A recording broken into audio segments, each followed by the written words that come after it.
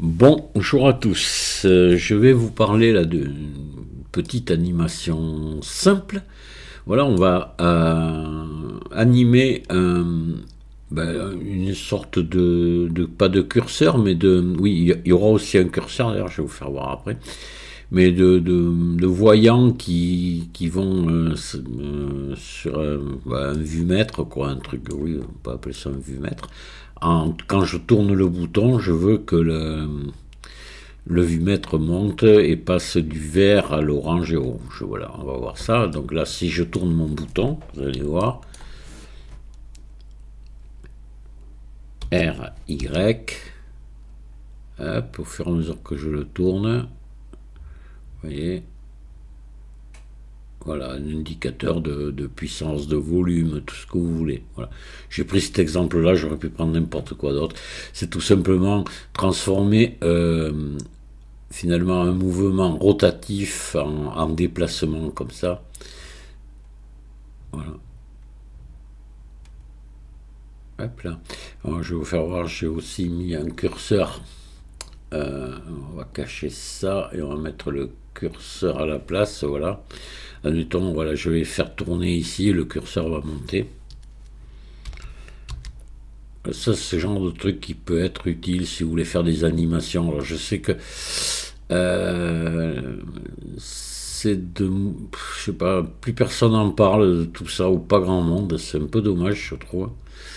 Maintenant, pour les gens qui veulent faire je sais pas, des mécaniques, de la mécanique, des objets mécaniques, des outils, des machines, je sais pas, tout ça c'est utile dans ce cas-là, parce que là on va pouvoir animer beaucoup de choses. Alors il y aurait, mais c'est énorme ce qu'il y a à dire sur après, parce que là je vais utiliser des contrôleurs, et on peut aussi utiliser des contraintes, et il y aurait beaucoup à dire sur les contraintes. C'est Eric de la chaîne SVM6 qui avait fait beaucoup de tutos sur les contraintes. Et c'est toujours d'actualité. C'est avec les anciennes versions de Blender, mais dans la théorie de la façon de s'y prendre, c'est toujours bon, même avec une nouvelle version. Donc c'est pour ceux qui sont intéressés, je vous conseille d'aller voir. Et puis en même temps, je vais vous parler, ça me fait penser à quelque chose, parce que comme je vous disais, plus personne ou pas grand monde s'intéresse à ça. Et il y avait quelqu'un qui avait fait des choses magnifiques, c'était Jean-Claude. Et Jean-Claude n'a plus de nouvelles depuis le Covid et ça me fait un peu peur.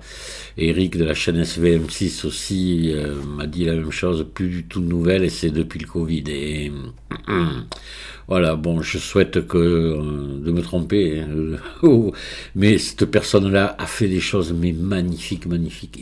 En plus, c'était plus ou moins un débutant. Il a très vite maîtrisé Blender. C'était un retraité, hein. Et je me rappelle plus, mais je crois qu'il était dans la maintenance industrielle, un truc comme ça. Il devait être électromécanicien. Voilà, donc il a fait des choses. Vous verrez des animations de machines. Et l'horloge, là, allez voir ça. L'horloge 400 jours, c'est de toute beauté. Je vais vous mettre le lien sous la vidéo. Il y avait l'animation de la mini-pelle aussi.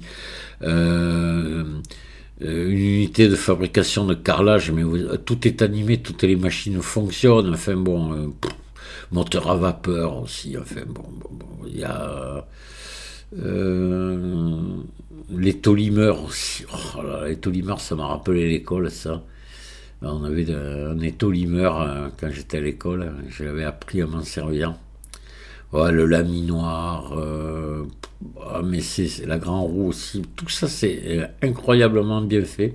Les trains, alors apparemment, il devait être passionné de trains.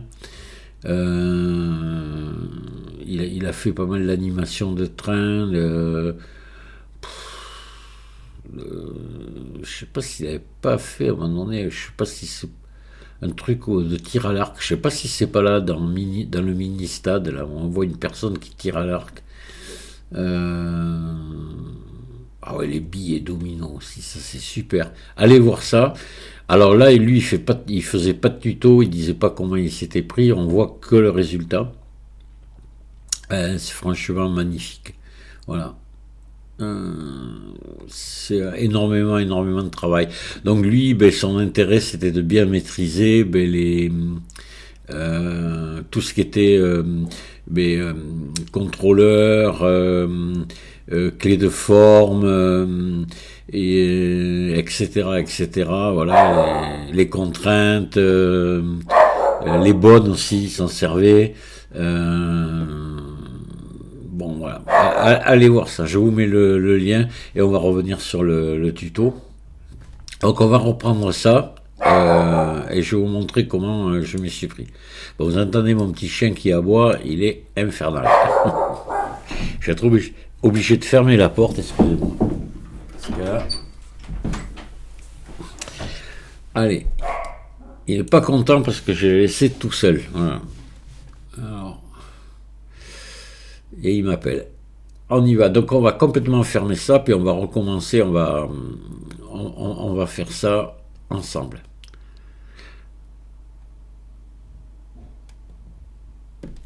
Allez, je vais rouvrir un autre fichier Blender. Voilà, donc on va commencer par on va ajouter un cylindre.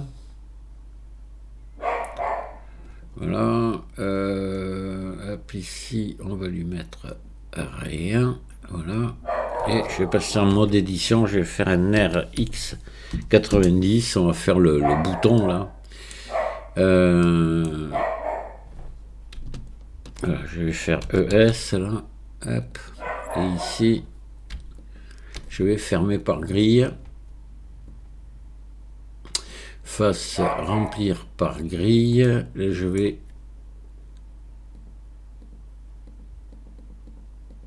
voilà, pour arriver oui, en vue 1, voilà, de manière à avoir ça, les lignes de verticale.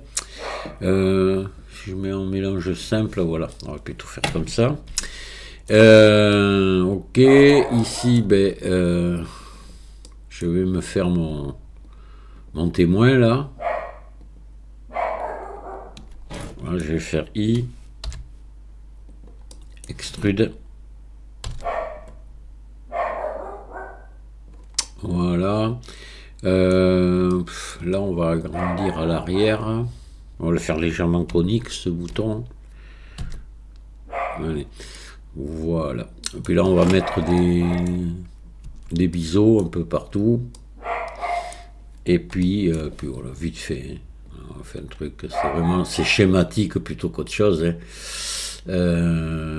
Hop, les biseaux. Qu'est-ce que j'ai fait? J'ai pas mis des biseaux. Voilà. Hop, on va mettre à 3 brins. Là, on va diminuer un petit peu.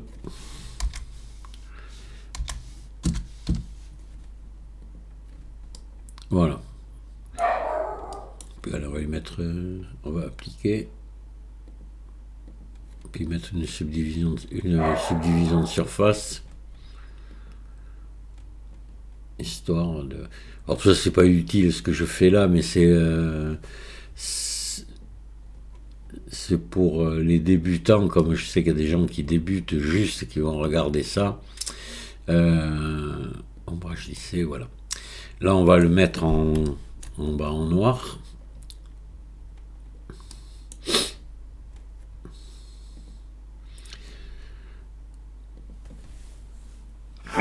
Pardon.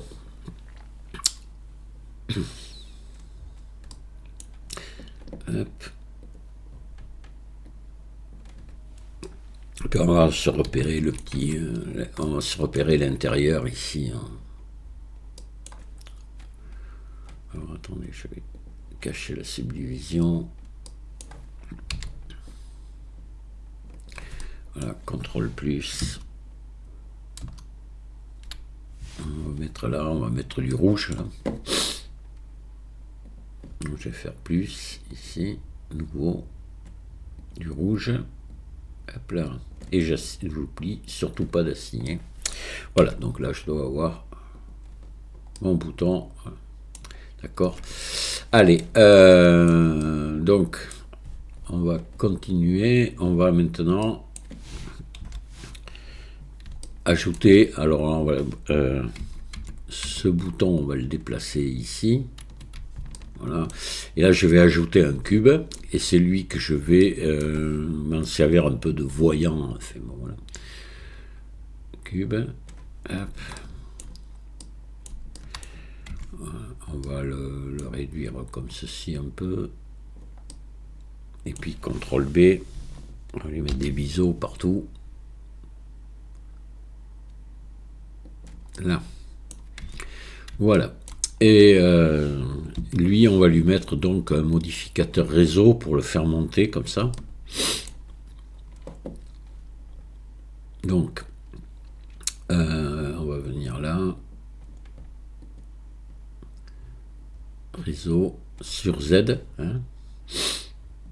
Donc là, on va mettre 0 sur X et sur Z, on va mettre ici un modificateur. Là, vous voyez, si je monte, voilà, on fait...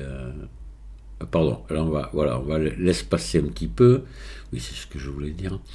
Voilà, et là, maintenant, si je monte le nombre ici, hop, là, vous voyez, on va monter, même peut-être 1.1, c'est trop, on va mettre 1.02. Voilà. Allez. Donc là, je remets à 1. Et là, je vais mettre dessus tout simplement un contrôleur qui va fonctionner en fonction de la rotation. Tout simplement de mon cylindre. D'accord ? Voilà. Donc là, je vais ajouter un contrôleur. Et là, ici, je vais le multiplier. Alors, moi, j'ai fait l'essai avant. Parce que c'est toujours une histoire il faut faire attention, c'est une histoire de radians et de degrés. Blender, alors nous là, on va avoir des degrés sur le bouton, et puis Blender travaille en radians, va calculer en radians. Donc moi, ce que je fais, j'essaie plusieurs valeurs jusqu'à que je tombe sur celle qui me plaît bien, et puis voilà. Hein. Multiplié par 12, on va essayer comme ça. Ouais, je crois que... non, attendez, je sais plus ce que j'avais fait. Non, multiplié par 1,5, pardon. Par 1. Ou 1.6, j'avais mis, je sais plus, je crois. Voilà. On va voir déjà. Donc, mais ça, on va voir après la valeur, on peut venir la changer. Ça se calcule, hein, évidemment, mais j'ai pas envie de me casser la tête, donc je vais éditer le contrôleur. Hein. Ici, ben, je vais mettre que c'est en fonction du cylindre. Vous voyez, et en fonction de la rotation du cylindre. Donc je réédite mon contrôleur. Et là, de la rotation sur Y. Voilà. Donc on va faire un essai, on va lui faire un tour. On va faire un R, Y 360.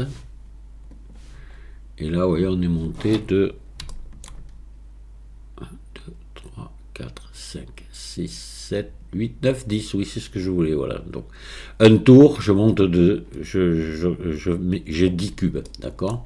Voilà, donc on va... voilà, tout simplement. Donc maintenant que je vais faire tourner mon contrôleur, mon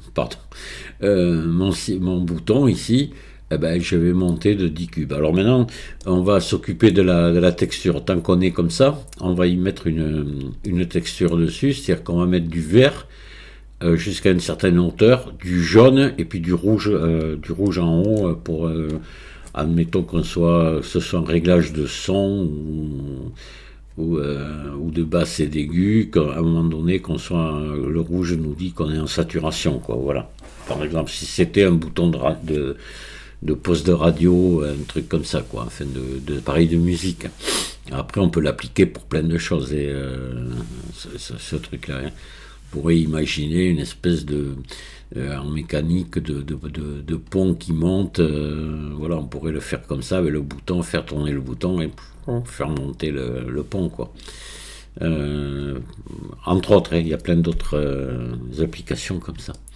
Donc là, on va donc mettre maintenant la texture ici. Pour l'animation, est très simple, et un contrôleur, les contrôleurs, si on les maîtrise bien, eh bien, on fait beaucoup de choses avec. Le problème, c'est d'arriver à connaître les formules à rentrer, les expressions. Voilà. Moi, j'en connais pas beaucoup, j'en connais quelques-unes pour faire un balancier, pour faire ça, je sais pas, j'en ai plusieurs, je me les suis noté de toute façon, mais voilà, je suis incapable par moi-même de les de les produire moi-même. Voilà, je le dis honnêtement.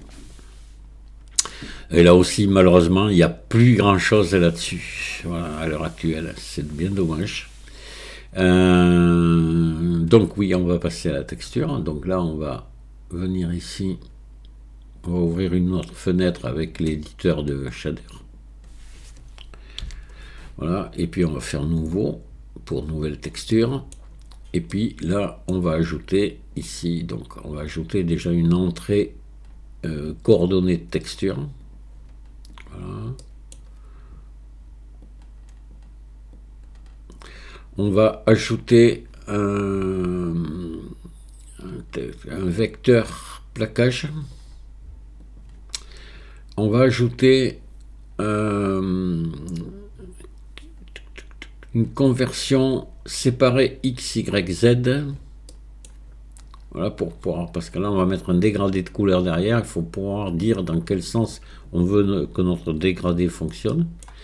Donc, on va ajouter une conversion dégradé de couleur. Voilà.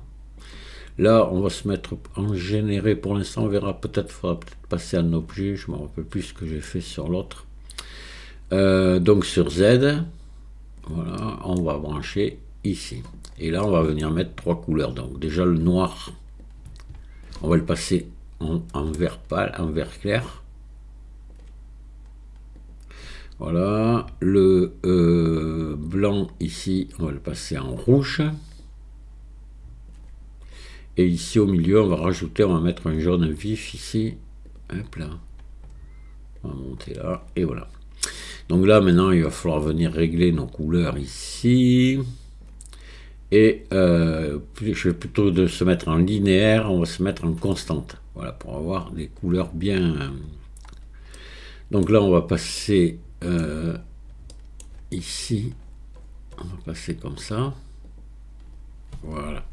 Et là, maintenant, on va venir se régler tout ça. Donc là, on va déjà déplacer les couleurs vers le haut. Ici, dans position sur Z. Hop. Je vais venir faire varier ici. Je veux que le vert s'arrête, disons, ici. Là, on va bouger maintenant ici. On va mettre le rouge là. On va mettre un peu plus de jaune et on va le déplacer. Voilà. Alors, attendez, on va diminuer. Il faut diminuer le vert là.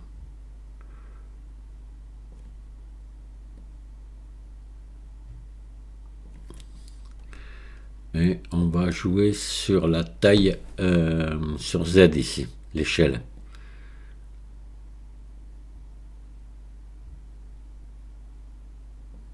Voilà, et on va redéplacer encore là pour essayer de bien se caler. Je voudrais plus de jaune.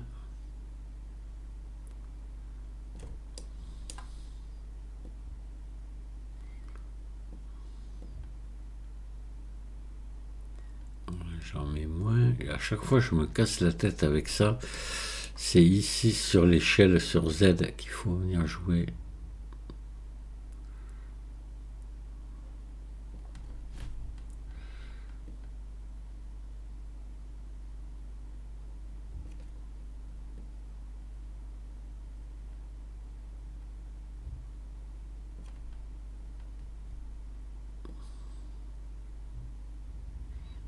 Voilà, je vais avoir trop de jaune. Là, je vais être à peu près bien. Peut-être un peu moins. Là, comme ça. Voilà, à force, j'y arrive. Voilà, on va se redéplacer maintenant.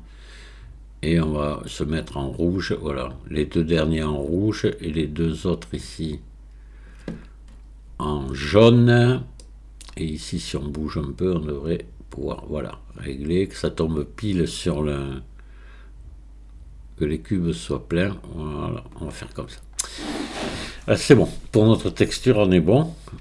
Donc là maintenant, eh bien, on va tout simplement faire tourner et on va voir ce qui se passe.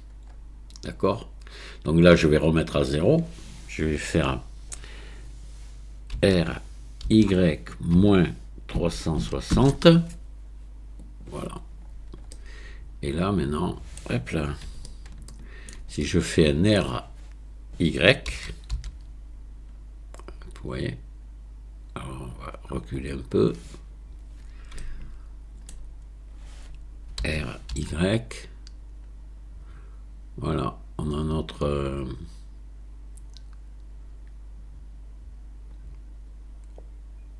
voilà, là, je suis en haut.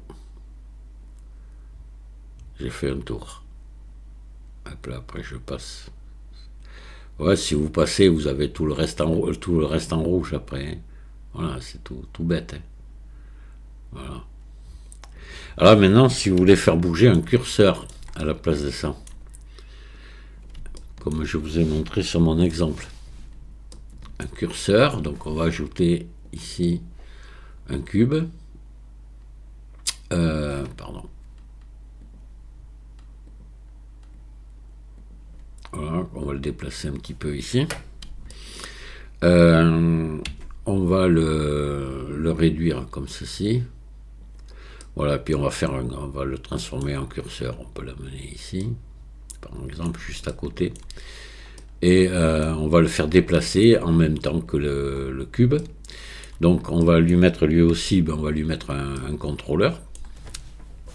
Donc sur le déplacement, je viens ici, sur la position sur Z, position sur Z, je vais ajouter un contrôleur. Voilà. Donc là, on va le multiplier. Là aussi, j'ai fait l'essai. Multiplié par 2,90. On va voir ce que ça donne. Par 2,90. Et ici, par rapport au cylindre, par rapport à la rotation, toujours pareil, rotation Y. Voilà. Donc on va voir ce qui se passe. On va voir si maintenant on va lui mettre une couleur.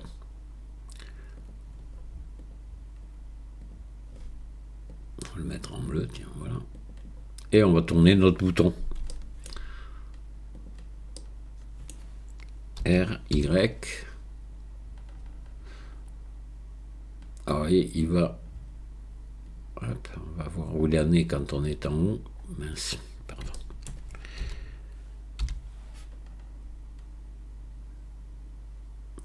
Alors, vous voyez, il va un peu plus vite que la musique. On va donc, il faut à ce moment-là, vous réduisez, vous revenez là, vous rééditez le contrôleur ici. Éditer le contrôleur, on va essayer avec de 80. On va voir.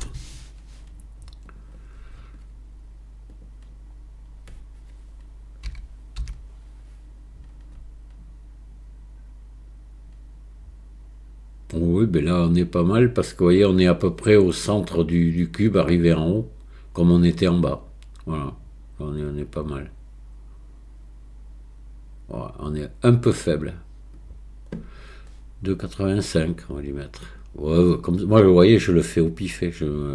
En 2-3 fois, j'y arrive, quoi. C'est pas trop... Faut essayer, je le dis souvent, l'ordinateur vous explose pas dans la figure, hein, si ça va pas. Il y en a beaucoup qui me disent, si je fais ça, ça marche, ben essaie. Voilà, l'ordinateur va pas exploser. Souvent ça me fait poiler ce truc. Les gens, ouais, mais j'ai pensé à faire ça, mais tu crois que ça va marcher, ben essaye. Allez, RY, ce coup-ci on devrait pas être mal. trop près.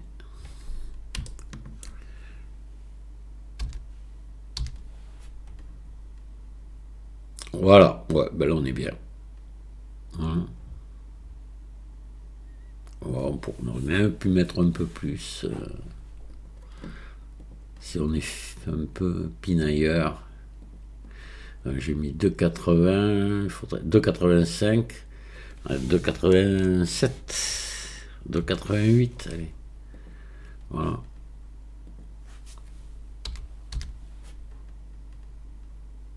Ouais, voilà, ben là on est pile. On est bien.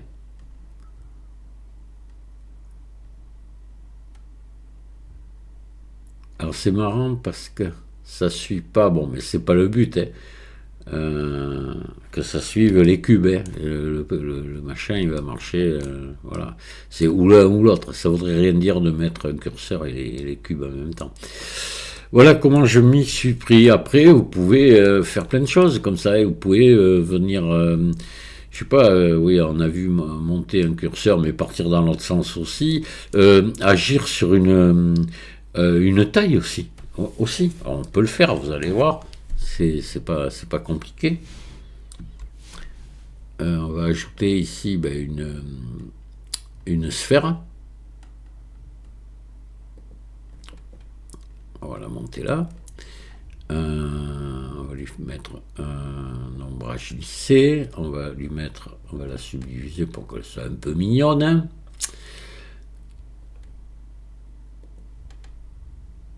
Bon, on va appliquer, on n'est pas obligé. Puis on va lui mettre une couleur, elle aussi. Allez.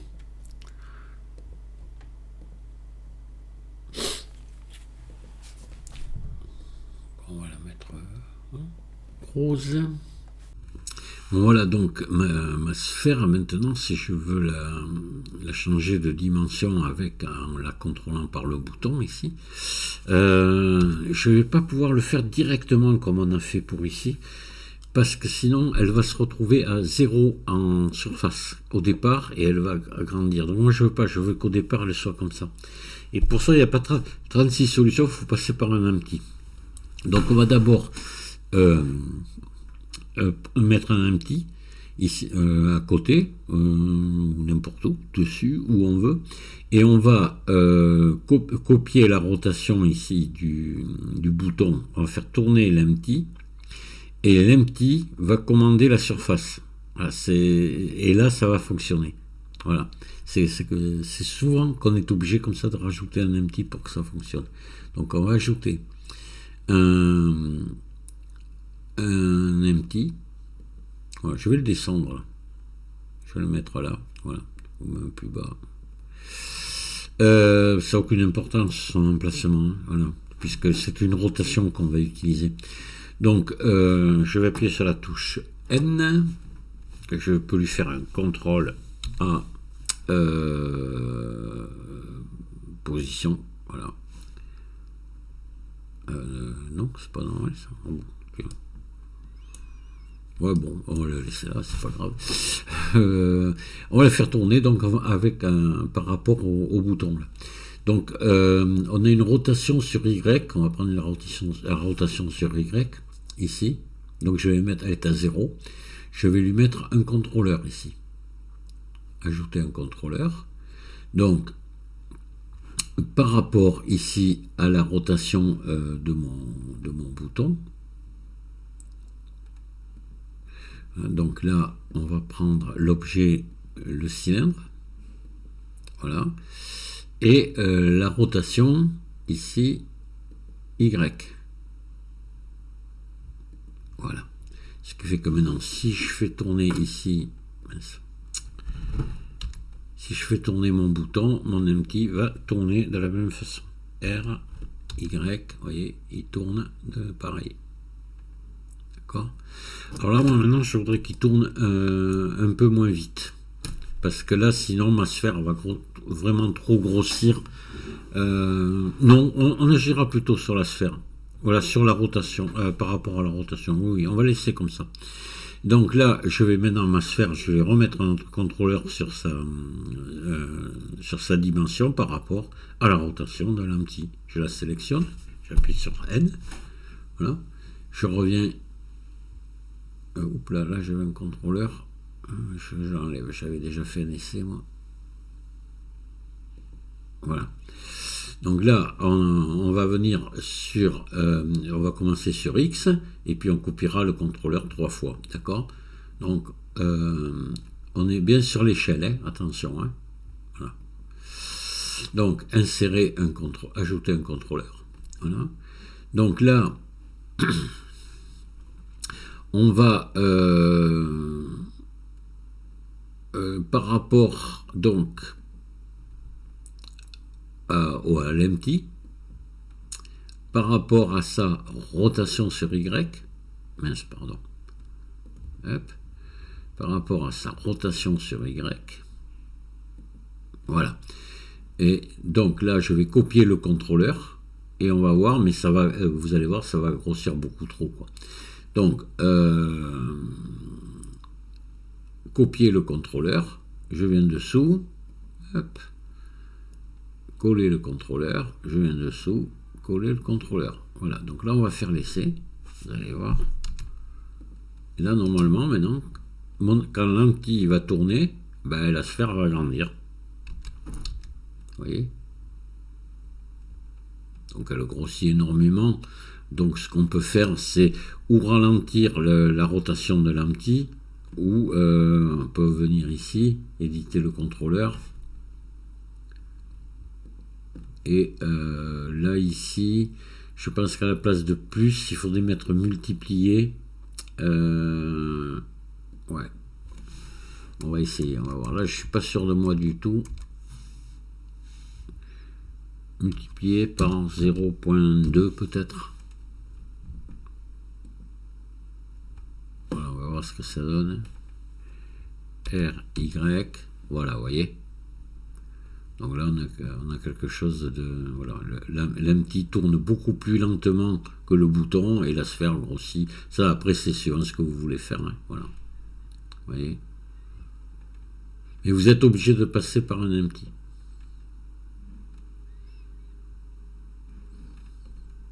Voilà. Vous pouvez le déplacer, l'empty. Hein. Dès l'instant où on ne touche pas à sa rotation, c'est bon, puisqu'il n'y a que la rotation qui est prise en compte.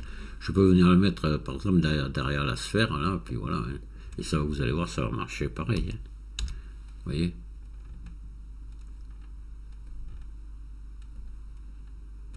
Et là, maintenant, si je voulais que la sphère grossisse plus que ça, je sélectionne l'empty, voilà, et je modifie son contrôleur ici, éditer le contrôleur.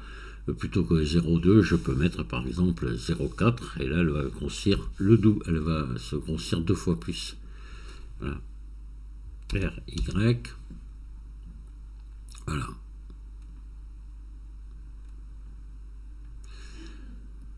Voilà, voilà. Bon, ben écoutez, je vais pas aller plus loin. C'était juste un petit tuto comme ça pour aider un peu les débutants.